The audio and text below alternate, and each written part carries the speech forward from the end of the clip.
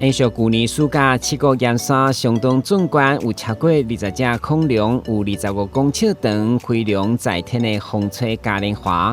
今年为了拼观光，大洋公司甲亚洲国际风吹联合会合作，延续去年热潮，对8月10号开始，连续2个拜六礼拜。分别以空中海产节甲盐山动物园作为主题，展示各种特别的造型风吹，让盐山的空中更加多姿多彩。邀请你做回来参与欣赏壮观的风吹艺术。这个周末欢迎大家来七股盐山参观七股盐山风筝嘉年华。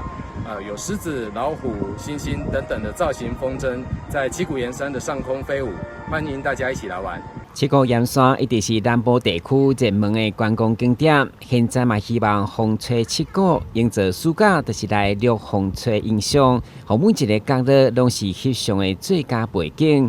当然，除了风吹，透过各展区，买当体验过去盐港生活日常，还是盐相关的科普知识。大家嘛提醒游客一旦参加打卡上咸冰机，每一天下晡2点开始限量送出，送完为止。台南新闻综合采访报道。